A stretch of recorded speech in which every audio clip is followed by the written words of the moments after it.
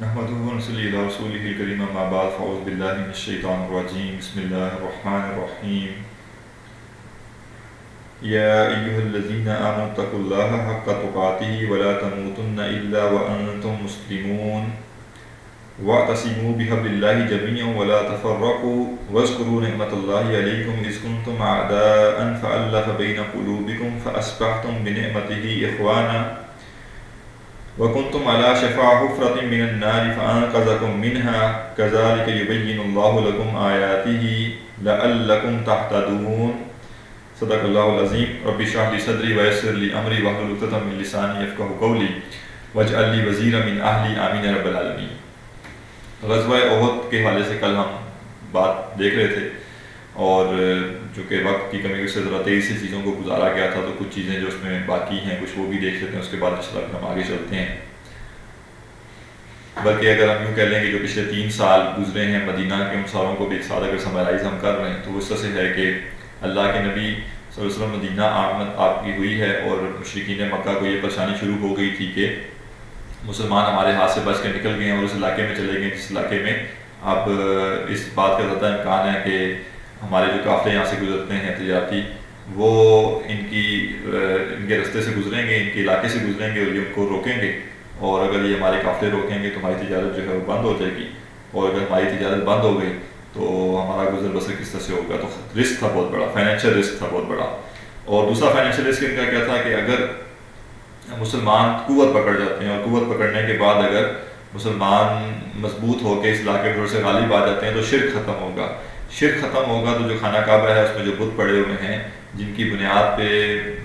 سارا عرب ان کی تعظیم کرتا تھا اہل مکہ کی، تو وہ تعظیم ختم ہو جائے گی، اور وہ جب تعظیم ختم ہو جائے گی تو کمائی کہاں سے آئے گی؟ یعنی حج کے لیے جو لوگ آتے ہیں ویسے ان کی جو تعظیم تھی وہ ختم ہو جائے گی، تو دورے نقصانات تھے مسلمانوں کے آگے بڑھنے کی وجہ سے مشرکین مکہ کو دورے نقصانات کا سامنا کرنا پڑ سکتا تھا، لہٰذا انہوں نے کسی صورت بھی مسلمانوں کو چھوڑنا نہیں تھا۔ تو اب ایک تو یہ یہاں سے بیک گراؤنڈ شروع ہوا، پھر مدینہ آنے کے بعد نبی صلی اللہ علیہ وسلم نے کچھ ایسے اقدامات کی جس سے مدینہ محفوظ ہو گیا۔ مدینہ جب محفوظ ہو گیا یا ہونے سے مراد یہ ہے کہ بہتر ہو گیا اور مشرکین کی جو تڑپ تھی وہ بھی بڑھتی جا رہی تھی، تو پھر مسلمانوں اور مشرکین کے درمیان آپ کہہ لیں کہ جو کنفلکٹ ہے وہ اگلے سٹیج پہ گیا۔ مسلمانوں کی طرف سے یہ ادھر سے دھمکیاں آ رہی تھی مشرکین مکہ کی طرف سے، مسلمانوں کی طرف سے یہ ہوا کہ چھوٹی چھوٹی فوجی مہمات غزوہ بدر سے پہلے بھیجی گئیں، انہی 2 مہمات میں جو ہے وہ مشرکین کے ساتھ جو ہے کچھ مٹ بھیڑ ہوئی ہے، ایک میں ایک بندہ قتل ہو گیا اور ایک میں ان کا قافلہ جو تھا وہ پورا رسک میں چلا گیا تھا، اگرچہ وہ بچ کے نکل گیا لیکن خطرہ بہت بڑا تھا ان کے لیے۔ تو اس کے نتیجے میں غزوہ بدر ہوئی۔ غزوہ بدر میں مسلمانوں کو جو شاندار کامیابی ملی اس کے نتیجے میں پورے عرب کے اندر مسلمانوں کی ایک دھاگ بیٹھ گئی، لوگوں کو پتہ چل گیا کہ یہ ان کا معاملہ ذرا منفرد ہے، یہ کوئی عام گروہ نہیں ہے یا یہ کوئی نان سیریس معاملہ نہیں تھا جو پہلے بھی لوگ آتے رہے اٹھتے رہے اور وہ مختلف قسم کے نظریات لے کر آتے تھے اور چلے جاتے تھے۔ ہر معاشرے میں تھوڑے سے ڈفرینٹ قسم کے نظریات کے حامل لوگ آتے بھی رہتے ہیں جاتے بھی رہتے ہیں، تو انہیں لگ رہا تھا کہ یہ بھی ویسے ہی کیس ہوگا، لیکن اب سمجھ آ گئی کہ ایسا نہیں ہے، یہ ایک پورا طوفان ہے۔ اور اس کے بعد نبی صلی اللہ علیہ وسلم نے پھر کافی تیزی سے پھیلاؤ کیا مدینہ کے ارد گرد، لوگوں سے کچھ اسلام کی دعوت بھی دی گئی، کچھ قبائل سے معاہدات بھی ہوئے اور جیسے گرفت ہوتی ہے نا مضبوط کرنا شروع کر دی گئی تھی مدینہ میں۔ لیکن اب جب غزوہ احد پیش آیا ہے اور غزوہ احد میں ہم نے یہ چیز دیکھ لی تھی کہ ابتداء تو مسلمانوں کا غلبہ ہی ہو رہا تھا، لیکن چونکہ صحابہ کرام جو تھے جو پہاڑی درے پہ معمور تھے ان میں سے 35 کے قریب صحابہ جو تھے وہ جب انہوں نے دیکھا کہ اب فتح ہو چکی ہے اور اب جو ہے مالک غنیمت جمع کیا جا رہا ہے تو وہ اتر آئے، اور ان کے اترنے کی وجہ سے جو مسئلہ پیش آیا وہ یہ تھا کہ جو سیفٹی تھی وہاں سے، یعنی ایک ہی جگہ تھی جہاں سے لوگ آ سکتے تھے وہ خالی ہو گئی، یعنی وہ جو پہاڑی درے اور پہاڑی کے درمیان میں ایک گیپ تھا رستہ تھا وہ خالی ہو گیا، اور خالد بن ولید نے وہاں سے آ کر پھر حملہ کیا اور مسلمانوں کو اس کا ٹھیک ٹھاک نقصان برداشت کرنا پڑا۔ تو اب اس جنگ کا جو نتیجہ نکلا وہ کیا تھا کہ ارد گرد کے جو قبائل تھے وہ تھوڑے ہوشیار ہو گئے، انہیں لگا کہ ابھی چانس ہے، ابھی ہم مسلمانوں کا کچھ بگاڑ سکتے ہیں، یعنی ابھی ہمارے پاس اس کا امکان ہے کہ ہم مسلمانوں کا کچھ بگاڑ لیں۔ تو شرارتیں شروع ہو گئی، فساد لوگوں نے برپا کرنے شروع کر دی، کچھ چھوٹے چھوٹے واقعات ہم دیکھیں گے بھی اس کے وجہ سے۔ تو بہرحال یہ حالات بدل چکے ہیں، اپنا 3 ہجری ہے، غزوہ احد 3 ہجری میں ہوا ہے تو 3 ہجری میں حالات مدینہ کے بدل چکے ہوئے ہیں، اب مسلمان زیادہ خطرے میں ہیں، ٹھیک ہے، کہ ایک ایسی جنگ وہ لڑ چکے ہوئے ہیں جس میں اگرچہ ان کی پوری طرح سے شکست نہیں ہوئی لیکن بہرحال مورال جو تھا وہ اب اس طرح سے نہیں رہا، اور جو سیاسی حالت تھی وہ اس طرح سے باقی نہیں رہی، اور مسلمانوں کے لیے بھی جیسے بڑا ضروری تھا کہ اب وہ جیسے جلدی سے ریکور کریں۔ اچھا، احد میں جاتے ہوئے کچھ معاملات پیش آئے تھے، جیسے جب اللہ کے نبی صلی اللہ علیہ وسلم اور صحابہ پہاڑ پہ چڑھ چکے تھے احد پہ، تو ابو سفیان نے آ کے جو ہے وہ آواز لگائی اور پہلے تو کنفرم کیا کہ کیا اللہ کے رسول جو ہے وہ موجود ہیں، ظاہر وہ تو اللہ کے رسول نہیں مانتے تھے اس وقت، تو کیا محمد موجود ہیں، محمد بن عبداللہ؟ تو کہا پہلے تو جو ہے حضرت عمر جو ہے وہ خاموش ہے، پھر اس نے پوچھا کیا ابو بکر زندہ ہیں، کیا عمر زندہ ہیں؟ تو چونکہ کافر جو تھے نا اس زمانے میں ان کو بھی پتہ تھا کہ ہائرارکی کیا ہے مسلمانوں کی، تو انہوں نے 3 ہی لوگوں کا پتہ کیا۔ تو اللہ کے نبی وسلم موجود تھے لیکن ابھی آپ نے منع کیا تھا، جواب نہیں دے رہے تھے لوگوں کو، تو اچانک حضرت عمر بول پڑے، انہوں نے کہا کہ بالکل وہ زندہ ہے اللہ کے نبی، اور جو ہے تمہارا برا ہو اور یہ وہ۔ تو اس کے بعد پھر ایک وہ مکالمہ ہوا، اس کا اینڈ اس بات پہ ہوا اس مکالمے کا کہ ابو سفیان نے کہا کہ ایک تم نے جنگ جیت لی، ایک ہم نے جنگ جیت لی، اب اگلے سال فیصلہ کن جنگ ہوگی، ٹھیک ہے، اگلے سال ہم ایک آخری مارکا لڑیں گے بدر میں، جو کہ یہ فیصلہ کرنے کے لیے ہوگا کہ کیا کون جیتا ہے اصل میں، ٹھیک ہے نا، کون غالب ہے۔ اور چونکہ انہیں ذرا اس وقت تھا نہیں ایک جنگ تھوڑی سی جیتی ہوئی تھی کہ شاید ہم مسلمانوں کا خاتمہ بھی کر دیں یہ وہ، تو انہوں نے یہ آپس میں عہد و پیمان کر دیا۔ تو اس کے بعد پھر غزوہ احد کے بعد جو ہے وہ غزوہ بدر صغریٰ یا غزوہ بدر دوم یہ پیش آیا۔ تو لیکن یہ غزوہ جو تھا اس میں اللہ کے رسول نکلے صحابہ کو لے کر، اور آپ نے آ کے بدر میں قیام بھی کیا، لیکن ابو سفیان مقابلے پر آیا ہی نہیں تھا۔ مقابلے پر کیوں نہیں آیا تھا اس کی وجہ ہے، یعنی آپ سے لگے کہ 2 مختلف باتیں ہو رہی ہیں، 2 جیسے متضاد باتیں ہیں، لیکن اصل میں کمپلیکیٹڈ حالات ہیں مکہ کے۔ یعنی بعض اوقات ایسا ہوتا ہے کہ ایک شخص ہوتا کمزور ہے لیکن وہ مضبوطی شو کر رہا ہوتا ہے، اس کی مجبوری بن جاتی ہے۔ اب اگر مکہ کے آپ حالات دیکھیں اصل میں تو کمزور ہو گئے نا، وہ ان کے سردار مارے گئے بدر میں،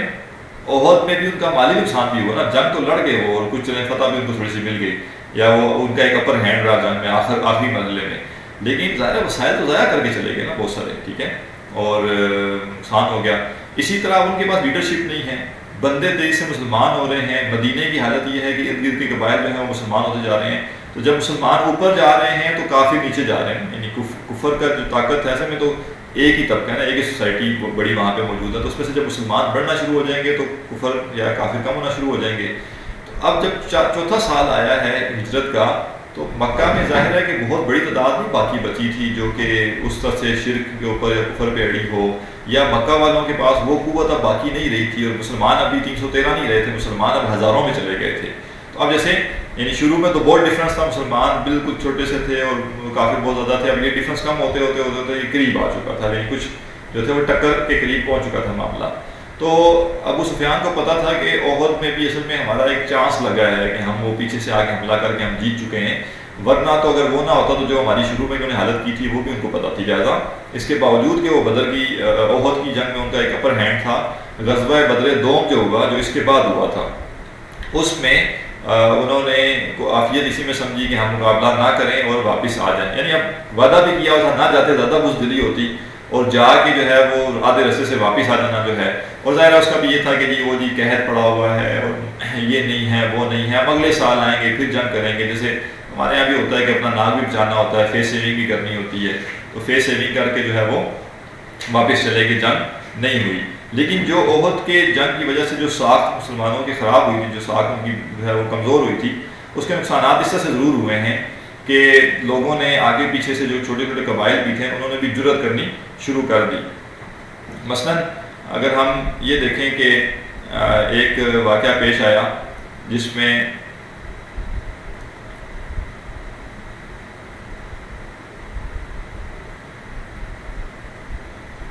چار ہجری کا یہ واقعہ ہے، سفر کے مہینے کا، تو کچھ قبائل تھے ان کے اندر کچھ اسلام پہنچا، تو وہاں سے ایک گروہ آیا اور انہوں نے کہا کہ آپ ہمارے ساتھ کچھ صحابہ کرام کو بھیجیں جو ہمیں وہاں آ کے قرآن مجید کی تعلیم دیں، ہمیں قرآن سکھائیں، دین سکھائیں۔ تو اللہ کے نبی صلی اللہ علیہ وسلم نے 6 یا 10 صحابہ ان کے ساتھ روانہ کر دیے، اور رستے میں جاتے ہوئے انہوں نے ایک جگہ پہنچ کر درمیان میں جو ہے وہ ان پر حملہ کر دیا اور ان کو جو ہے وہ سب صحابہ کو شہید کر دیا۔ اسی طرح کا اس سے زیادہ، بلکہ اس میں یہ بھی ہوا تھا ایک جو صحابی تھے ان کو جو ہے وہ قید کر کے جو مشرکین مکہ تھے ان کو بیچ بھی دیا تھا۔ اسی طرح پھر ایک اور واقعہ جو پیش آیا جو اس سے بھی زیادہ سنجیدہ واقعہ تھا، اس سے بھی زیادہ المناک واقعہ تھا، وہ یہ تھا کہ ایک قبیلہ آیا اور انہوں نے آگے رسول کے پاس پہنچ کے اسلام قبول کیا یا اسلام کے بارے میں رغبت دکھائی کہ ہم قبول کر لیں گے، ہمیں بڑا اچھا لگ رہا ہے یہ وہ، اور ہم کہا کہ جی ہمیں جو ہے وہ آپ صحابہ کرام کو یا لوگوں کو ساتھ بھیجیں کہ ہم لے جا کے اپنے علاقے میں ان کو اور لوگوں کو بھی دعوت دیں، تو وہ بھی لوگ جو ہیں وہ ایمان لے آئیں گے۔ تو اللہ کے رسول نے ان کے ساتھ جو ہے وہ 70 کے قریب صحابہ جو ہیں وہ بھیج دیے، اور یہ بڑے جس کہتے ہیں نا قیمتی لوگ تھے یہ صحابہ میں تھے، ان میں سے اکثر جو تھے وہ اہل صفہ میں سے تھے، جنہوں نے اپنا جو ہے وہ ہر وقت جو ہے وہ قربان کر کے اور محنت مزدوری کر کے، یا جسے کہتے ہیں نا کہ سوکھی کھا کے یا کہیں کہیں فاقے کاٹ کے دین سیکھا ہوا تھا، کتنی محنت سے دین سیکھا ہوا تھا۔ ان صحابہ، ان میں سے اکثر صحابہ کو نے ساتھ، چونکہ ماہر ہی تھے نا۔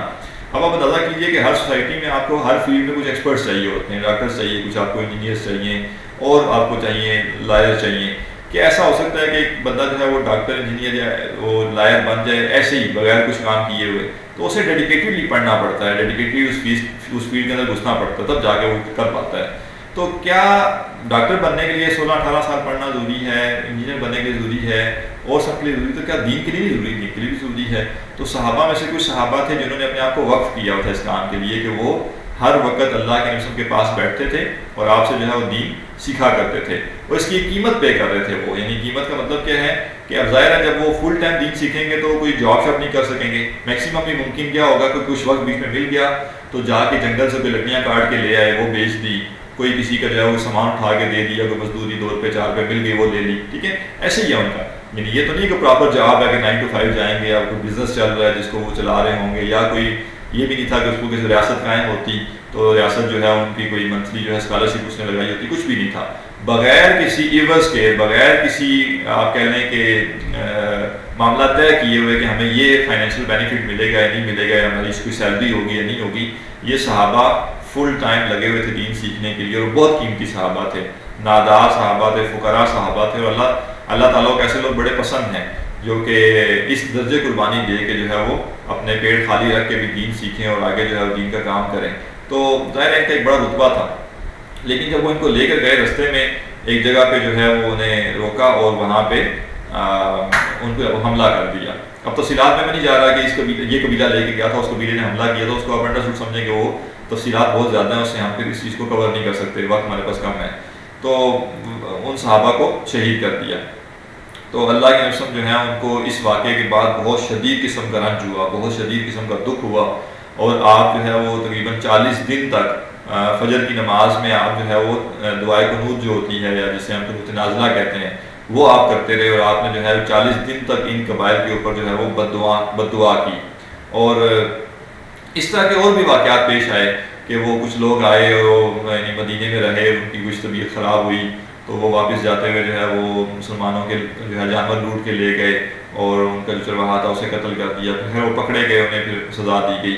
تو اب بتانے کا مقصد کیا ہے، اس وقت ہم واقعات کی نیریشن میں نہیں جا رہے کہ واقعات کیا پیش آئے تھے، بتانے کا مقصد یہ ہے کہ ارد گرد کے جو قبائل تھے اب وہ ہمت کرنا شروع ہو گئے کہ ہم خام کا ڈر گئے تھے ان سے، ہمیں جو ہے وہ ہمت کرنی چاہیے اور ہمیں کچھ ان کا نقصان کرنا چاہیے۔ تو یہ حالات ہیں 4 ہجری میں مدینہ کے، کہ مسلمان ایون کہ مسلمان مضبوط ہو چکے ہیں، لیکن چونکہ وہ جو جنگ کے اثرات تھے اس کی وجہ سے مسلمان کمزور ہو گئے ہیں، اور اہل مکہ بظاہر ان کا ایک اپر ہینڈ ہے غزوہ احد میں فتح کی وجہ سے، لیکن ایکچولی ان کی حالت جو ہے وہ کمزور ہے۔ تو بعض کا ایسا بھی ہوتا ہے نا کہ ایک گروہ ہوتا ہے وہ طاقت میں ہوتا تو مضبوط ہے، لیکن کچھ ایسے واقعات پیش آ چکے ہوتے ہیں جس کی وجہ سے اس کی جو ساکھ ہے وہ خراب ہو چکی ہوتی ہے۔ تو یہ کام مسلمانوں کے ساتھ ہوا تھا۔ اب مسلمانوں کو اپنی ساکھ واپس لانے کے لیے، بحال کرنے کے لیے بھی کچھ اقدامات کرنے تھے، وہ بہت اہم تھے۔ اسی طرح ایک اور واقعہ جو پیش آیا جو اسی کا نتیجہ ہے، یعنی غزوہ احد میں جو ایک شکست ہوئی اس کا ایک نتیجہ کیا ہے کہ یہود کے جو 3 قبیلے آباد تھے مدینہ میں، ان میں سے ایک قبیلہ تھا بنو نذیر، تو ان کے ساتھ ایک معرکہ پیش آیا۔ اس کا جو وجہ بنی وہ یہ تھی کہ ان تینوں قبیلوں کے ساتھ یہ معاہدہ ہوا تھا کہ یہ مدینہ پہ حملہ ہوتا ہے تو یہ جو ہے وہ ساتھ دیں گے، ساتھ نہیں دیں گے تو غیر جانبدار رہیں گے، یہ وہ۔ تو اور بھی اس میں شکیں موجود تھی جس کی تفصیل جو ہے وہ اپنی جگہ پہ ہے، لیکن اس قبیلے نے جو بنی نذیر قبیلہ تھا، انہوں نے نہ صرف یہ کہ مسلمانوں کے ساتھ اس معاہدے کی پاسداری نہیں کی، بلکہ جو ہے وہ اللہ کے نبی ان کو شہید کرنے کی کوشش کی۔ یعنی ایک خاص معاملے کے لیے آپ گئے ان کے علاقے میں، انہوں نے کہا کہ آپ اس دیوار کے ساتھ بیٹھیے، ہم ابھی آپ کو دیت کی رقم مثلا میرے لینے گئے تھے تو ہم آپ کو دیت کی رقم لا کے دیتے ہیں. تو نبی دیوار کے ساتھ بیٹھے ہوئے تھے تو اوپر جو ہے اوپر سے انہوں نے ایک جو ہے بھاری پتھر پھینکنے کی کوشش کی جو نبی کے اوپر گرے اور آپ کو شہید کر دیا جائے. اور ظاہر ہے اس کو بعد میں حادثہ بنا دیتے ہیں نا, وہ کہتے ہیں اوپر سے پتھر گر گیا اب ہم کیا کر سکتے ہیں, ہمیں تو نہیں پتا تھا دیوار کے ساتھ بیٹھیں گے اوپر سے پتھر گر جائے گا, لیکن پورا پلان تھا. تو حضرت جبریل نے آگے ان کو بتایا کہ یہ ان کا ارادہ ہے, آپ فوراً سے یہاں سے اٹھیے اور آپ چلے جائیے. تو جب اللہ کی قسم وہاں سے اٹھے اور نکل پڑے, صحابہ کو بھی آپ ساتھ لے کے چلے گئے اور آپ نے جا کے جو ہے وہ کہا کہ ان کو نوٹس دے دیا جائے کہ یہ لوگ یا تو مدینے سے نکل جائیں یا پھر یہ کہ جنگ ہوگی ہمارے ان کے ساتھ. یعنی انہوں نے سخت ترین قسم کی بددیانتی کی ہے, غداری کی ہے. تو کجا یہ کہ مدینے کا دفاع کریں گے, کجا یہ کہ مدینے کے جو سربراہ ہیں ان کی زندگی ہی خطرے میں ڈال دی انہوں نے, اور خطرے میں ڈالنا کیا بلکہ ان کے قتل کی کوشش کی, اقدام قتل کیا انہوں نے. تو لہٰذا ان کا اب مدینہ میں رہنا ممکن نہیں ہے. ہاں ریلیکسیشن ان کو یہ ہے کہ یہ جانا چاہتے ہیں مدینہ سے چلے جائیں, ورنہ ادروائز تو جنگ ہوتی ہے اور ہم انہیں قتل کرتے, ٹھیک ہے نا. تو وہ سخت قسم کا معاملہ ہوتا. یہ آسانی دی جا سکتی ہے کہ یہاں سے یہ نکل کے چلے جائیں اور جو کچھ جو ہے سواریوں پر لاد کے لے جا سکتے ہیں مال و متاع, وہ بھی یہ مال و متاع ساتھ لاد کے لے جا سکتے ہیں, لیکن یہ یہاں رہ نہیں سکتے. اب ہوا کیا, ہوا یہ کہ یہ لوگ نکل تو گئے لیکن انہیں لگ رہا تھا کہ جیسے کوئی اتنا بڑا مسئلہ نہیں ہے اور ہم جو ہے وہ ان سے بعد میں جنگ کریں گے, تو مال جو لے جا سکتے تھے وہ مال بھی لے جا کے چلے گئے. تو یہ یعنی کہ اب اس میں بیچ میں جو تفاصیل ہیں اس کو میں اسکپ کر رہا ہوں کہ اب ظاہر ہے کہ ہوا یہ کہ شروع میں جب ان کو نوٹس دیا گیا تو انہوں نے کہا کہ جی ہم تو بڑے مضبوط لوگ ہیں, ہم تو جنگ کر لیں گے یہ وہ. لیکن جب ان کا محاصرہ کر لیا گیا اور انہیں اس وقت محسوس ہوا کہ نہیں اب ہم نہیں لڑ سکتے یا ہمارے لیے مسئلہ پیش آ گیا, تو پھر انہوں نے صلح کے اوپر جو ہے وہ آمادہ ہو گئے کہ ٹھیک ہے ہم صلح کرنے کے لیے تیار ہیں. صلح سے مراد یہ ہے کہ ہم جانے کے لیے تیار ہیں, آپ بس ہمیں اجازت دیجیے, نہیں ہمیں نکلنے دیجیے سیفلی یہاں سے, ہمارے جو بندے ہیں وہ قتل نہ کیے جائیں. اب اس کی پوری تفصیل ہے وہ جو ہے اس وقت ہم اس کو اسکپ کر رہے ہیں کہ کیا واقعات بیچ میں پیش آئے تھے. ترتیب کے لحاظ سے غزوہ بدر دوم جو ہے وہ اس واقعے کے بعد پیش آیا تھا, اور پھر اور چھوٹے چھوٹے غزوات بھی پیش آئے اس دوران. اور ایک واقعہ جو پیش آیا وہ یہ تھا کہ کعب بن اشرف ایک شخص تھا یہودی, یہ سردار تھا یہودیوں کا اور بڑا حسین و جمیل قسم کا انسان تھا, بڑا مالدار قسم کا انسان تھا, بڑا اس کی وجاہت تھی. تو اس کے بارے میں اللہ کے قسم کو معلوم ہوا کہ یہ نہ صرف یہ کہ اللہ کے قسم کی احانت کرتا ہے, آپ کی شان میں گستاخی کرتا ہے, بلکہ یہ جو ہے وہ جو مسلمان خواتین ہیں ان کو بھی جو ہے یہ تنگ کرتا ہے. یعنی جو ہے وہ لوگوں کی جو سیفٹی ہے, لوگوں کی عزت جو ہے وہ اس کی وجہ سے محفوظ نہیں ہے. تو آپ نے صحابہ سے پوچھا کہ کون ایسے صحابی ہیں جو کہ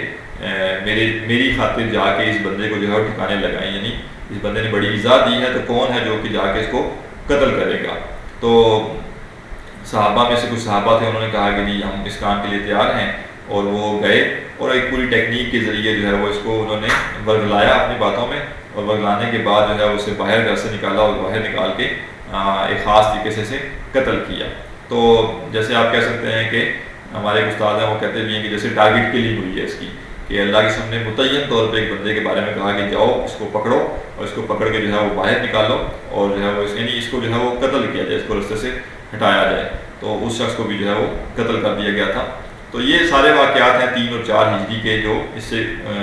اس عرصے میں پیش آئے ہیں. تو اس کے بعد اب جو حالت ہو چکی ہے, ان سارے واقعات سے کیا پتہ چلتا ہے, بدر ہے, بدر کے بعد جو ہے وہ بیر معونہ کا واقعہ ہے, رجی کا واقعہ ہے, اور غزوہ بنی نذیر ہے, اور یہ جو سارے واقعات ہیں ان سے یہ پتہ چلتا ہے ہمیں کہ اب مسلمان جو ہیں ان کو چیلنجز زیادہ پیش آ رہے ہیں. یعنی یہ نہیں ہوا کہ وہ سیٹل ہو گئے ہیں, بلکہ دائیں بائیں سے افراتفری بہت زیادہ ہو گئی ہے, اور لوگ جو ہیں وہ لڑائی کے لیے آمادہ ہو رہے ہیں, کوئی مال لوٹ کے جا رہا ہے. تو اب سچویشن بڑی ولنریبل ہے, اور اب کوئی ایسا سٹیپ لینے کی ضرورت ہے, ایسا کام کرنے کی ضرورت ہے کہ حالات مدینے کے سٹیبل ہوں. ابھی مسلمان اس ساری حالت کے اندر تھے, یعنی اس ساری حالت میں گرے ہوئے تھے, اس سے نکل نہیں پائے تھے کہ ایک بڑا اقدام مسلمانوں کے خلاف جو ہے وہ تیار ہو گیا. وہ غزوہ احزاب ہے, غزوہ خندق ہے, دونوں نام ہیں اس کے. احزاب اس کو اس لیے کہتے ہیں کہ کچھ گروہوں نے مل کر, کچھ لشکروں نے مل کر مسلمانوں پر حملہ کیا تھا, تو یہ حزب جمع احزاب ہے. اور خندق اس لیے کہتے ہیں کہ مسلمانوں نے اس جنگ میں اپنی ایک بچاؤ کے لیے, اپنی جو ہے حفاظت کے لیے خندق کھودی تھی, تو اس لیے اس کو غزوہ خندق بھی کہتے ہیں اور غزوہ احزاب بھی کہتے ہیں. تو اب اس کا جو طریقہ کار تھا, اس کا جو پس منظر تھا, اس کا جو سبب تھا وہ یہ تھا کہ جو یہود نکلے تھے مدینے سے, جن یہود کو نکال دیا گیا تھا, وہ جا کے آباد ہو گئے تھے خیبر میں. تو وہ یہود جو مدینہ کے اندر یہود ہیں یہ، اور مشرکین مکہ، اور اس کے بعد جو ہے وہ منافقین اور دائیں بائیں کے جو قبائل ہیں، گویا یہ سارے اس کاز کے اوپر اکٹھے تھے کہ مسلمان جو ہیں ان کے خلاف کچھ کرنا چاہیے، کیونکہ اب سب کو پتہ تھا ہم سب کے دشمن ہیں، مسلمان مشرکین کے دشمن بھی ہیں، مسلمان یہود کے دشمن بھی ہیں، مسلمان منافقین کے دشمن بھی ہیں۔ تو یہ تین ہی بڑے طبقات وہاں پہ رہتے تھے، تو ان تینوں طبقات کے ہی مسلمان دشمن تھے۔ یا مسلمان دشمن کا مطلب یہ کہ مسلمان اگر مضبوط ہوں گے تو یہ تینوں طبقات جو ہیں ان کے مفاد ضائع ہوں گے۔ تو ظاہر چونکہ حق اور باطل ہے نا، تو یہ تینوں طبقات باطل تھے، تو ان کے خلاف مسلمانوں کا ہونا سمجھ آتا ہے۔ تو بنو نذیر جو ہے جس قبیلے کو نکالا گیا تھا مدینے سے، یہ جب جا کے خیبر میں آباد ہوئے تو یہاں کے جو 20 سردار تھے ان کے وہ گئے اور وہ جا کے مکہ گئے اور مکہ کے سرداروں سے ملے۔ انہوں نے کہا کہ بھائی اگر آپ لوگ ہمارا ساتھ دیں تو ہم جو ہے وہ مسلمانوں کے خلاف ایک بڑا اقدام کر سکتے ہیں، یعنی ہم بھی ہیں، آپ بھی ہو جائیں، یہ بھی ہو جائے، وہ بھی ہو جائے، تو ہم طاقت زیادہ ہو جائے گی اور مسلمانوں کے بچنے کا کوئی امکان باقی نہیں رہے گا۔ پھر یہ یہاں سے نکلے، ادھر ان کو کہا کہ ٹھیک ہے جی آپ کے ساتھ ہم ہیں، مکہ کے لوگ آپ کے ساتھ ہیں، آپ تیاری پکڑیں۔ پھر یہ لوگ گئے بنو غطفان ایک بڑا قبیلہ تھا ان کے پاس، انہیں تیار کیا، اور پھر آگے پیچھے اور قبائل میں گھومے، ان میں سے لوگ تیار کیے اور کافی بڑا ایک لشکر جو ہے وہ تیار کر لیا، اور یوں تقریباً 10,000 کے قریب لشکر انہوں نے تیار کر لیا مسلمانوں کے خلاف۔ اللہ کے نبی صلی اللہ علیہ وسلم کا معاملہ یہ تھا کہ آپ کو نا، آپ نے جیسے اپنے لوگ جو ہیں وہ متعین کیے ہوتے تھے جو آپ کو برابر خبریں دیتے رہتے تھے ساتھ ساتھ، یعنی ایسا نہیں ہوتا تھا کہ آپ کو اچانک کسی نے پتہ چلے۔ تو دشمن کی جو سازشیں ہوتی ہیں ان سے خبردار رہنا، ان سے چکنا رہنا ایک بہت ضروری کام ہے۔ آج ہمارے دور میں دو طبقات پیدا ہو جاتے ہیں، اصل میں ایک مسئلہ یہ کہ انتہا پسندی بہت ہے ہمارے یہاں نا، ہمارے یہاں کیا ہے، دنیا کے ہر جگہ پہ پائی جاتی ہے کہ، اور ویسے انسان کے اندر ٹینڈنسی ہے کہ انسان کسی اعتدال والی جگہ پہ نہیں رہتا، یا بالکل ادھر چلا جاتا ہے، بالکل اس طرف چلا جاتا ہے۔ اب ہمارے یہاں کیا ہے، ہمارے یہاں ایک وہ طبقہ ہے جن کو ہر بات میں سازش نظر آتی ہے، جن کو ہر بات میں سازش کی بو نظر آتی ہے، نظر جو ہے انہیں دکھائی دیتی ہے۔ یہ کیا طریقہ ہے کہ آپ جو ہے نا وہ کوئی جو ہے وہ بندہ ہل بھی جائے تو آپ کہیں کہ یہ سازش کی وجہ سے ہلا ہے، یا کوئی بات بھی کرے تو آپ کہیں کہ اس کی بات میں سازش ہے۔ تو سازش کی اتنی بو آ جانا ہر چیز سے کہ ہر چیز سازش بن جائے، یہ بھی انتہا ہے۔ اور پھر ان لوگوں کو دیکھ کے کچھ لوگ چڑ جاتے ہیں، تو وہ کہتے ہیں یار تم لوگ ہر بات کے اندر سازش نکال لیتے ہو، ہر بات کے اندر سازش نکال لیتے ہو، لہٰذا سازش ہوتی نہیں ہے، جیسے ایگزسٹ ہی نہیں کرتی نا، اور جیسے مسلمانوں کا دشمن دنیا میں کوئی ہے ہی نہیں، جیسے مسلمانوں کا برا چاہنے والا دنیا میں کوئی ہے ہی نہیں۔ تو ظاہر ہے یہ دونوں باتیں غلط اس لحاظ سے ہیں کہ ہمیں معلوم ہے کہ دنیا نے اور بھی بہت سے کام کرنے ہیں، تو ہر کام مسلمانوں کے خلاف ہی نہیں ہو رہا، یعنی ظاہر ہے دنیا ہے، اس کی ایک آبادی ہے، اس کے اپنے معاملات ہیں، تو یہ نہیں ہے کہ اگر 1.7 ارب جو ہے وہ مسلمان ہیں تو باقی جو 6 ارب کے قریب دنیا کی آبادی ہے وہ ساری کی ساری دن رات ایک ہی کام سوچ رہی ہے کہ مسلمانوں کی دشمنی کیسے کرنی ہے۔ تو ایک بڑی تعداد یا ایک بڑے جو ہے معاملات ایسے بھی ہیں جس میں مسلمانوں کا سروکار نہیں ہے، لوگ اپنے کاموں میں لگے ہیں، اپنی زندگی اپنے معاملات میں لگے ہوئے ہیں۔ تو ہر کافر کا ہر کام مسلمانوں کے خلاف سازش نہیں ہے، یہ بھی ٹھیک ہے اپنی جگہ، اور یہ غلط ہے بالکل کہ کوئی شخص یہ کہے کہ جی کافر مسلمانوں کی پرواہ کرتے ہی نہیں ہیں، مسلمانوں کے خلاف سازشیں کرتے ہی نہیں ہیں۔ اور یہ کیوں ہمیں پتہ ہے؟ کیونکہ ہمارے سامنے حالات ہیں بہت سارے، مطلب کیا حیرانگی کی بات نہیں ہے کہ افغانستان میں کوئی مسئلہ ہو تو جمہوریت کو خطرہ محسوس ہو جائے، اور وہ جمہوریت جو ہے وہ 10 لاکھ بندہ قتل کرنے کے لیے تیار ہو جائے۔ عراق میں مسئلہ ہو تو دنیا خطرے میں چلی جائے اور فوراً سے جنگ ہو جائے اور جو ہے وہ لاکھوں لوگ قتل ہو جائیں، لیکن وہیں پہ انڈیا مسلمانوں کے ساتھ جو مرضی سلوک کرتا رہے، مذہب جو ہے مذہبی تعصب پیدا کرتا رہے اور ظلم کرتا رہے، بدترین قسم کا ظلم کرتا رہے، اور پوری کی پوری ایک آبادی کو 90 لاکھ لوگوں کو قید کر دے، ایک دن کے لیے بھی نہیں 6 مہینے کے لیے قید کر دے، تو آپ دیکھتے ہیں کہ وہی دنیا جو پہلے کہہ رہی ہوتی ہے کہ جی بڑا ظلم ہو رہا ہے اور دنیا تباہ ہو جائے گی، یہ ہو جائے گا وہ ہو جائے گا، امن کی خاطر ہمیں جا کے ان کے ساتھ جنگ کرنی ہے، تو وہ لوگ یہاں پہ بیانات تک باقی رہتے ہیں، اور بیانات بھی بڑے نپے تلے، بڑے سنبھال کے تراش کر کے خوبصورت سے کر کے بیان دے دیتے ہیں کہ جو مسلمان ہیں ان کو بھی تھوڑی سی تسلی ہو جائے، دیکھو بھائی تمہارے لیے ہم نے بات کی ہے، اور جو جن کے خلاف ہم نے بات کرنی ہے ان کو بھی کہیں کہ وہ جو قرآن مجید میں ہے نا کہ ہم تو ان کے ساتھ مذاق کرتے ہیں، اصل میں تو ہم تمہارے ساتھ ہیں۔ ان کو تھوڑا سا بیوقوف بنانا ہوتا ہے مسلمانوں کو، یا ہم تھوڑا سا اپنی جمہوریت جو ہے اس کے راہ اپنے ہوتے ہیں دنیا کے اوپر، تو اس کے لیے ہم بس اوپر سے بیان دے دیتے ہیں، اور پھر اندر سے ہمیں پتہ ہوتا ہے کہ ہمیں تمہارے ساتھ یہ رہنا ہے، تمہارے ساتھ تجارت کریں گے، تمہاری اتنی آبادی ہے، تمہارا ہمارے ساتھ اتنے معاشی معاہدے ہو چکے ہیں، تو کوئی مسئلہ نہیں، پریشانی ہونا تمہارے ساتھ ہیں۔ تو اس ساری سچویشن کے اندر یہ کہا جائے کہ نہیں جی مسلمانوں کے خلاف کافر ہیں ہی نہیں، کافروں کو کیا لگے مسلمانوں کا، وہ تو ترقی یافتہ ہے، یہ وہ ہے، تو اعتدال کی بات کیا؟ اعتدال کی بات یہ ہے کہ ایز اے ہول جو کفر ہے وہ ایز اے ہول امت کے خلاف ہے. ہر کافر ہر مومن کے خلاف نہیں ہے، لیکن کفر اپنی ایک ذات میں جو ہے وہ مسلمان اسلام کے خلاف ہے. اور کفر کے جو بھی اس وقت جو لیڈرشپ ہے پوری، ان کا جو اہداف بڑے بڑے ہیں، یا ان کے جو بڑے بڑے پلانز ہیں، یا ان کے جو بڑے بڑے اقدامات ہوتے ہیں، ان سب کے اندر ایک بڑا کام، ایک بڑا پورشن مسلمانوں کے خلاف بھی ہوتا ہے. نہیں اگر وہ دنیا میں تعلیمی نظام چینج کرنا چاہ رہے ہیں تو انہیں پتہ ہے اچھے طریقے سے کہ ہمارا فلاں تعلیمی نظام کے ساتھ جو ہے وہ مقابلہ ہے، اور اس میں ایک بڑا نام جو ہے وہ اسلامی نظام بھی ہے، کہ ہم اگر اپنا تعلیمی نظام لے کے آنا چاہتے ہیں تو اس کے راستے میں رکاوٹ کیا بن سکتی ہے. وہ اگر اپنا سیاسی نظام دنیا میں رائج کرنا چاہتے ہیں پوری دنیا میں، تو اچھے طریقے سے پتہ ہے کہ دنیا کی ایک بڑی آبادی جو ہے، دنیا کا تقریباً 20-25% حصہ جو ہے وہ مسلمانوں پر مشتمل ہے، تو ان کا بھی ایک نظام اپنے پاس ہے، تو کیسے اسے بدلنا ہے. تو ہمارے تعلیمی نظام سے اسلام کو نکالنے کے لیے وہ سینکڑوں نہیں ہزاروں اقدامات کرتے ہیں، اربوں ڈالر لگاتے ہیں وہ. تو یہ بھی بات اپنی جگہ فیکٹ ہے. تو لہٰذا اس زمانے میں بھی کیا تھا کہ یہ چیز اہم ہوتی تھی، جو سازشیں ہیں نا مسلمانوں کے خلاف وہ ہوتی رہتی تھی ہر جگہ. تو اللہ کے رسول نے ہر اطراف میں اپنے لوگوں کو متعین کیا ہوتا تھا، جو بتاتے رہتے تھے کہ فلاں قبیلہ تیاری کر رہا ہے جنگ کی، اب فلاں قبیلہ جو ہے وہ یہ مارکا لڑنے کے لیے سوچ رہا ہے، یا فلاں قبیلہ جو ہے وہ حملہ کرنے کا سوچ رہا ہے، یا اگر کسی قبیلے کے ساتھ جو ہے وہ معاہدہ ہوا ہے تو فلاں قبیلہ جو ہے وہ بدیانتی کرنا چاہ رہا ہے، خیانت کرنا چاہ رہا ہے. تو یہ چیزیں اللہ کے رسول کو معلوم ہوتی تھی. تو اب جب یہ لشکر تیار ہوا 10,000 کا، تو اس کی اطلاع ظاہر ہے اللہ کے رسول کو ہو گئی، اور آپ نے پھر جو ہے وہ اپنی جو ہے حکمت عملی اختیار کی کہ اب ہم جو ہے وہ کیا طریقہ اختیار کریں کہ ان لوگوں سے ہم لڑ سکیں، یا ان لوگوں کے ساتھ جو ہے وہ ہمارا معاملہ پورا ہو سکے. اس کے لیے ایک جو بڑا اچھا آپشن دیا حضرت سلمان فارسی رضی اللہ عنہ نے، انہوں نے کہا کہ جب ایسا مارکا پیش آئے جس میں دفاع کرنا بہت مشکل ہو جائے، یعنی یہاں پہ آپ سمجھ لیجئے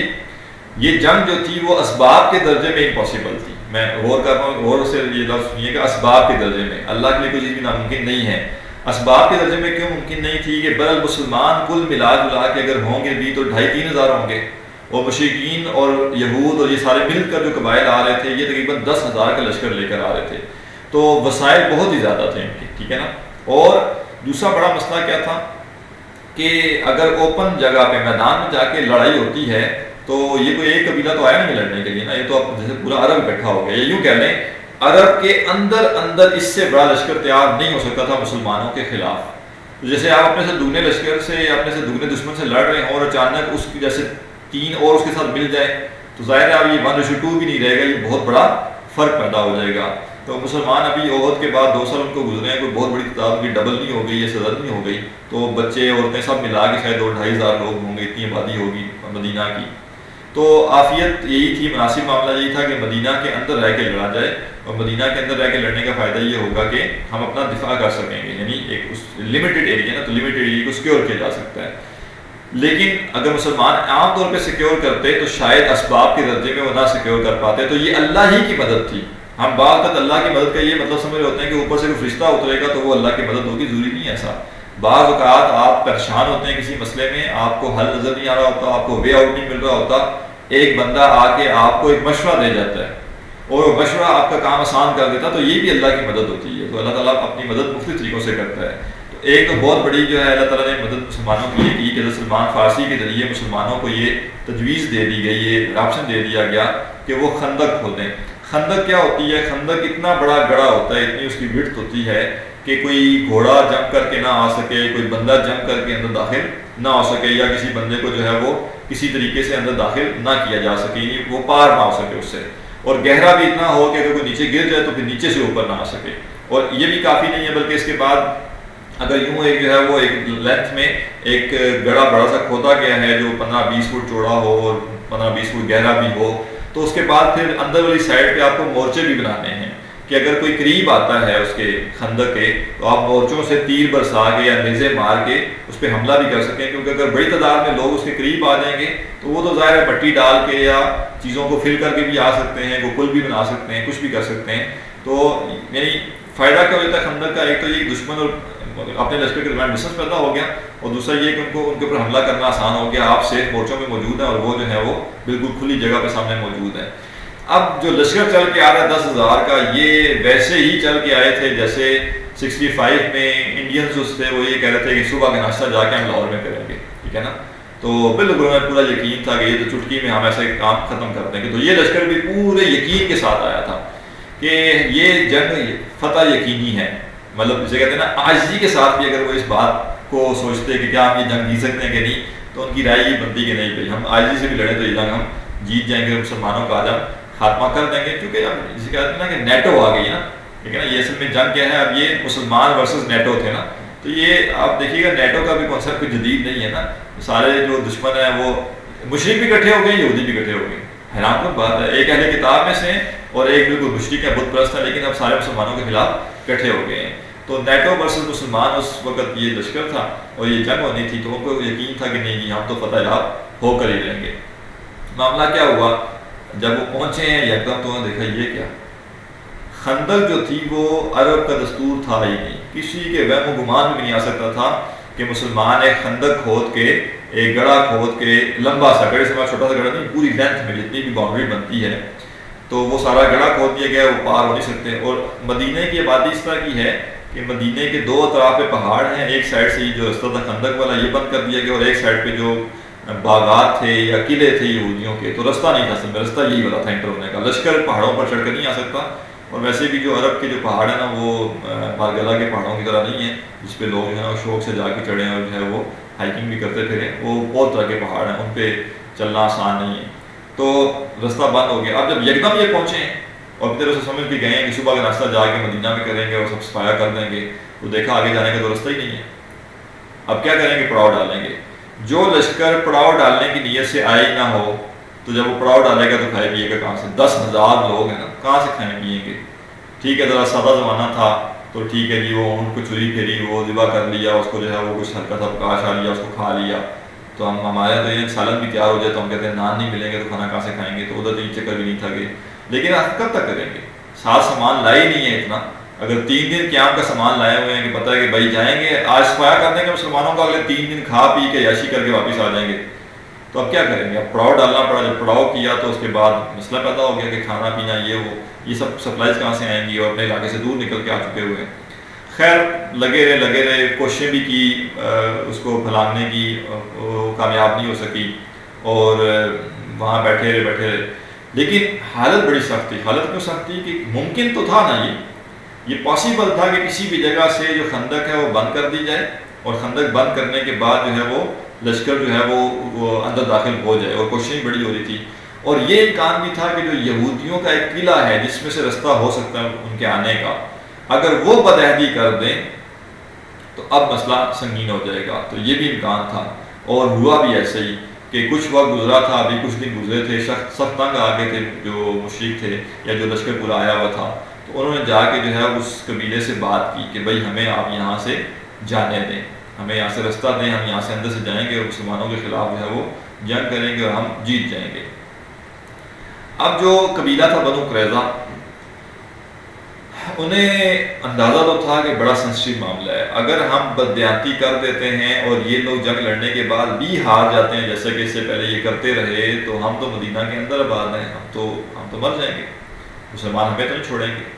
اور اگر ہم ان کی مدد نہیں کرتے تو بھی مسئلہ یہ ہے کہ جو ہم مسلمانوں سے کھار کھائے بیٹھے ہیں اس کا کیا کریں گے, ان کے خلاف اقدام تو سمجھ آ نہیں رہا. تو یہ گولڈن چانس بھی ہے, 10,000 کا لشکر آیا ہوا, اتنا مضبوط لشکر دوبارہ تیار بھی نہیں ہوگا. تو بہرحال جو یہودی تھے اور جو مشرک تھے, ان کے جو وفد جا رہے تھے بار بار مذاکرات کے لیے بنو قریظہ کے ساتھ, تو ان میں ایک سردار تھا جو کہ یہودیوں کا سردار تھا جو کہ مدینے سے نکال دیے گئے تھے ان کا. اس نے آگے کہا کہ بھائی تم ہمارا ساتھ دو, تو ہمیں رستہ دو یہاں سے, تو میں تمہیں یہ گارنٹی دیتا ہوں کہ جو میرے ساتھ ہوگا وہ تمہارے ساتھ, یعنی جو تمہارے ساتھ ہوگا وہ بھی میں برداشت کروں گا. اگر تم لوگ قتل کر دیے گئے بعد میں تو میں بھی قتل کر دی جاؤں گا, میں یہاں پہ آ جاؤں گا, میں بھاگوں گا نہیں. تو بہرحال اس بنیاد پہ ان لوگوں نے بدعہدی کر دی. غزوہ بنو قریظہ جو تھے انہوں نے بدعہدی کر دی, اور انہوں نے مسلمانوں کے خلاف جو ہے وہ جگہ دینے کے لیے آمادگی ظاہر کر دی. اب آپ دیکھیے کہ اللہ تعالیٰ کیسے مدد کرتا ہے, اللہ تعالیٰ کے لشکر کیسے کیسے ہوتے ہیں. ہم تو سوچتے ہیں نا کہ لشکر سے مراد صرف محض ہزاروں فرشتوں کا اترنا ہی ہے. ابھی ایک بندے کے ذریعے اللہ نے مدد کی تھی, حضرت سلمان فارسی کے ذریعے. اب ایک اور بندے کے ذریعے اللہ تعالیٰ نے مدد کی. ایک صحابی ہیں حضرت نعیم بن مسعود رضی اللہ عنہ, یہ ابھی تک ایمان نہیں لائے تھے, اور اس دوران کہ یہ محاصرہ چل رہا ہے مدینہ کا, باہر 10,000 کے لشکر ہے, اندر مسلمان دفاع کر رہے ہیں, یہ آئے اللہ کے قسم کے پاس, اور آگے کہا کہ میں ابھی تک ایمان نہیں لایا تھا، لیکن میں آپ کے سامنے جو ہے وہ اسلام کا اقرار کر رہا ہوں، میں ایمان لا رہا ہوں. تو ایمان قبول کر لیا، کلمہ پڑھ لیا. تو اس کے بعد کہا کہ اللہ کے نبی مجھے بتائیے کہ میں اس جنگ میں کیا کر سکتا ہوں آپ کے لیے. تو آپ نے کہا کہ بھائی جو آپ کے بس میں آپ کریں، مطلب اس جنگ میں ہیلپ آؤٹ کرنے کے لیے. تو انہوں نے کہا کہ مجھے بس پھر آپ الاؤ کریں کہ میں جو مشرک ہیں، یعنی یہود اور مشرک جو باہر سے لشکر آیا، جو احزاب آئے ہیں، میں ان کے ساتھ بھی کچھ معاملات کروں، اور میں کچھ معاملات جو ہیں وہ بنو قریظہ کے ساتھ کروں. اور چونکہ ابھی ان کے اسلام لانے کا کسی کو پتہ ہی نہیں تھا نا، ابھی یہ ریسنٹ ابھی آج مسلمان ہوئے، کسی کو نہیں پتا یہ مسلمان ہے. اور تعلقات ان کے دونوں طرف تھے، جو لشکر آیا ہوا تھا ان کے ساتھ بھی تعلقات تھے، اور جو بنو قریظہ تھے ان کے ساتھ بھی ان کے تعلقات تھے. تو حضرت نعیم بن مسعود رضی اللہ عنہ نے جا کے جو باہر سے لشکر آیا ہوا تھا ان کو یہ کہا کہ دیکھو بھائی، تم لوگوں نے جو ہے وہ ان لوگوں سے رستہ لینا ہے، ٹھیک ہے، اور رستہ لے کے جا کے لڑنا ہے اندر جا کے. تو تمہارے لیے بھی معاملہ بڑا سینسٹیو ہے نا، تو یہ نہ ہو کہ وہ تمہارے ساتھ کوئی بددیانتی کر دیں، کوئی بدعہدی کر دیں اور وہ کریں، تو تم ان سے تمہیں کوئی شورٹی لینی چاہیے. ادھر جا کے بنو قریظہ کو یہ کہا کہ دیکھو یہ لوگ باہر سے آئے ہیں، یہ لوگ لڑیں گے، اور اگر یہ مغلوب بھی ہو گئے، شکست بھی کھا گئے، تو یہ بھاگ کے اپنے علاقے میں چلے جائیں گے، ان کی بیوی بچے وہاں بیٹھے ہوئے، یہ سکون سے دوبارہ اپنی زندگی شروع کر دیں گے. تو اس طرح کرو کہ اگر تم نے انہیں رستہ دینا ہی دینا ہے نا، تو اچھا حل اس کا یہ ہے کہ ان سے کوئی سیکیورٹی لے لو. یعنی جیسے دونوں کو برگلا دے ایک دوسرے کے خلاف، وسوسے پیدا کر دیے ان کے دلوں میں. اب سیکیورٹی کیا ہو سکتی تھی؟ ظاہر ہے ادھر تو کوئی سیکیورٹی ہو نہیں سکتی تھی، ان کو تو صرف خدشات پیدا کرنے تھے ان کے دلوں میں جو باہر سے لشکر آیا تھا. جو یہود آباد تھے مدینہ میں، بنو قریظہ کا جو قبیلہ تھا، ان کو کہا کہ تم اس طرح کرو کہ تم مشرکین مکہ کو کہو کہ وہ اپنے چند لوگ تمہیں سیکیورٹی کے طور پہ دیں، جو ان کے قیمتی لوگ ہیں. اور اگر وہ حملہ کریں گے، تم نے رستہ دو گے، وہ آگے حملہ کریں گے، اور اگر وہ فتح یاب ہو گے تو بسم اللہ، تم نے سیکیورٹی دی ہوئی تھی، تم ان کے بدلے واپس کر دو گے. اور اگر ایسا ہوا کہ وہ بھاگ گئے، جنگ جیتے بغیر ہی، مسلمانوں کا خاتمہ کیے بغیر ہی بھاگ گئے، تو کم از کم تمہارے پاس ان کے کچھ قیمتی لوگ ہوں گے، تم انہیں قتل کر سکتے ہو. تو وہ پھر اپنے لوگوں کو بچانے کے لیے نا پوری تندوہی سے لڑیں گے، تم یہ کر لینا. اور ادھر جا کے جو ہے وہ اہل مکہ کو کیا کہا، یا جو باہر سے لشکر آیا تھا ان کو کیا کہا؟ ان کو کہا دیکھو اصل میں یہ لوگ جو ہے نا، انہیں اپنی غلطی کا احساس ہو گیا بنو قریظہ کو، کہ ہم نے جو معاہدہ تھا اس کو توڑ دیا ہے، اور مسلمان ہمیں نہیں چھوڑیں گے. تو یہ کمپنسیٹ کرنے کے لیے مسلمانوں کو چاہ رہے ہیں کہ تم سے کوئی چیز لے کر، عوض لے کر ان کو دے دیں. تو یہ تم سے تمہارے بندے مانگیں گے، اور تمہارے بندے لے کر مسلمانوں کو دیں گے کہ ان کو قتل کر دیا جائے، ہمیں معاف کر دیا جائے. یعنی اب ایک ٹوسٹ پیدا ہو گیا نا پورا. مشرکین کو یہ لگے گا کہ جب اگر بنو قریظہ نے ہم سے بندے مانگے تو وہ بندے وہ مسلمانوں کے حوالے کر دیں گے کفارے کے طور پہ کہ لو ان کو قتل کر دو، ہمیں چھوڑ دو. اور بنو قریظہ کو یہ نظر آ گیا کہ اگر انہوں نے ہمیں بندے نہ دیے، اس کا مطلب ہے ان کا پکا پلان نہیں ہے لڑنے کا، تو یہ سطح ہی بھاگ بھی جائیں. تو انہوں نے کہا ٹھیک ہے. اب وہ ڈٹ بھی گئے بنو قریظہ کا، ٹھیک ہے ہم مسلمانوں کے خلاف ان کی مدد کریں گے. اور ان کے ساتھ مطالبہ ان کے سامنے یہ کر دیا کہ جی آپ ہمیں اپنے کچھ بندے دیں سیکیورٹی کے طور پہ جو ہمارے پاس رہیں گے، اور ہم انشور کریں گے کہ آپ لوگ یہاں سے بھاگیں نہیں، جنگ ختم کر کے جائیں، مسلمانوں کا سفایا کر کے یہاں سے جائیں. اب جب آئے ہیں لوگ ان کے پاس کہ جی ہمیں رستہ دو بھائی ہم آگے بڑھیں، تو انہوں نے کہا نہیں، پہلے تم ہمیں سیکیورٹی کے طور پہ اپنے بندے دے دو. اگر تم جنگ جیت گئے تو بندے تمہارے ہیں، تمہارے ساتھ جائیں گے، اور اگر تم بھاگ گئے تو ہم ان کی گردن اڑا دیں گے. انہوں نے کہا اچھا، نعیم بن مسعود ٹھیک کہہ رہا تھا، ان کا واقعی یہ بدعہد ہو گئے، یہ واقعی ان کا ذہن بدل گیا، اور یہ مسلمانوں کے حوالے کر دیں گے ہمارے بندے اور خود بچ جائیں گے. انہوں نے کہا جی ہم تو تمہیں کوئی بندے دینے والے نہیں ہیں. اب یہود نے کہا ہاں، بنو قریظہ نے کہا یہ نعیم بن مسعود ٹھیک کہتے تھے، اگر یہ پکے ہوتے کہ یہ لڑیں گے تو یہ اپنے بندے سیکیورٹی کے طور پہ دے دیتے. تو چونکہ انہوں نے بھاگنا ہی ہے، اس کا امکان ہے یہ بھاگ جائیں گے، تو یہ اپنے بندے نہیں دے رہے. تو یوں ان کا جو آپس میں وہ طے ہوا تھا کہ وہ رستہ دیں گے، وہ معاملہ ختم ہو گیا وہاں پہ. یہود نے کہا رستہ نہیں دیں گے، اور جو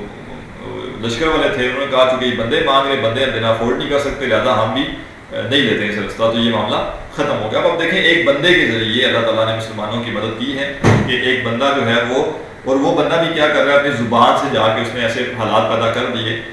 جس کے نتیجے میں جو ہے وہ جو لشکر تھا وہ تتر بتر ہو گیا. یعنی تتر بتر تو نہیں ہوا، ان کے بھی واقعات آگے ہم دیکھیں گے، لیکن وہ مسئلہ ختم ہو گیا. جو رستہ آنا تھا، رستہ ملنا تھا ان کو، رستہ والا معاملہ ختم ہو گیا. اب اس کے بعد کیا پیش آیا؟ اس کے بعد یہ پیش آیا کہ اللہ تعالیٰ نے رات کو ایک آندھی چلائی، اور وہ اتنی زوردار قسم کی آندھی تھی کہ اس سے جو خیمے تھے ان کے وہ اکھڑ گئے. جو یہود اور مشرکین کا لشکر آیا ہوا تھا، ان کے جو ہے وہ جو کھانے پکانے کے لیے دیگیں شیگیں انہوں نے چڑھائی ہوئی تھی وہ ساری الٹ گئی، ان کا کھانا سارا ضائع ہو گیا جو بھی پک رہا تھا. ان کے جو جانور تھے وہ بھاگنا شروع ہو گئے طوفان میں پریشان ہو کر.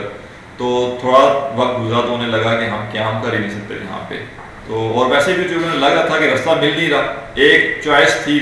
ایک آپشن تھا رستے کا, وہ آپشن بھی ختم ہو گیا. اور جو باہر سے ہم نے لڑنا تھا تو یہ انہوں نے خندق کھود دیا, اس کو ہم عبور کر نہیں پا رہے. تو بیٹھے بیٹھے کب تک بیٹھیں گے, کل کو تو کھانے کو نہیں باقی بچے گا کچھ, تو پھر کیا کریں گے. اور ابھی ذرا فیس سیونگ کے لیے ایک آپشن بھی ملا ہوا ہے کہ ہم کہیں گے طوفان آ گیا تھی, بڑا تیز آندھی آ گئی تھی, رک نہیں سکتے تھے ہم. تو خیر رات کو پھر انہوں نے طے کیا کہ ہم جو ہے وہ جا رہے ہیں, یعنی اب ہم یہاں نہیں رک سکتے. اعلان ہو گیا کہ بھائی سارے لوگ اپنے اپنے علاقوں میں واپس چلے جائیں, ہم یہاں پہ مزید قیام نہیں کر سکتے. تو وہ طوفان اللہ تعالیٰ نے بھیجا تھا. تو یہ تین اطراف سے آپ کہہ لیں ایک بڑی مدد ہوئی, ایک حضرت سلمان فارسی کے ذریعے, ایک حضرت نعیم بن مسعود کے ذریعے, اور ایک ہی جو طوفان آیا اس کے ذریعے. تو صبح جب ہوئی تو مسلمانوں نے دیکھا کہ سامنے صفایا ہوا ہے, کوئی لشکر باقی نہیں ہے, اور لشکر اپنے علاقوں کو واپس جا چکا ہے. اور یوں اللہ تعالیٰ نے مسلمانوں کو سرخرو کیا. اب یہ غزوہ بڑا اہم تھا, اس کے اندر جو منافقین کا کردار تھا وہ بھی بڑا اہم تھا, اس کو بھی پڑھنا ہے یا پڑھنا اس کو بڑا ضروری ہے. لیکن وقت کا مسئلہ, جیسے میں نے پہلے عرض کیا کہ سیرت کو گہرائی کے ساتھ آپ نہیں پڑھ سکتے. بہت چھوٹے سے کورس میں تو یہی ہو سکتا ہے کہ ایک آؤٹ لائن جیسے ہوتی ہے, ایک اوور ویو ہوتا ہے, اس سے آپ گو تھرو کر لیں. ادروائز غزوہ احزاب کے حوالے سے کرنے میں نے بڑا تذکرہ کیا منافقین کا کہ ہاں منافقین کا کردار کیا تھا, اور پھر غزوہ خندق سے لے کے جو آگے کے حالات ہیں اس کے اوپر بھی ان ساری چیزوں کا بڑے اہم اثرات پڑے ہیں. انشاءاللہ کل ہم پھر آگے دیکھیں گے کہ غزوہ خندق کے بعد کیا معاملات پیش آئے, اور اس کے بعد فتح مکہ تک کے جو واقعات ہیں وہ کیا ہیں. پھر فتح مکہ سے لے کے سیرت کے آخر تک کے واقعات دیکھیں گے, اور آخر میں کوشش کریں گے کلاس میں اس کو کنکلوڈ کر لیں. تو آج ہم یہیں تک اتفاق کرتے ہیں. سبحانک اللہم و بحمدک اشہد ان لا الہ الا انت نستغفرک و نتوب الیک.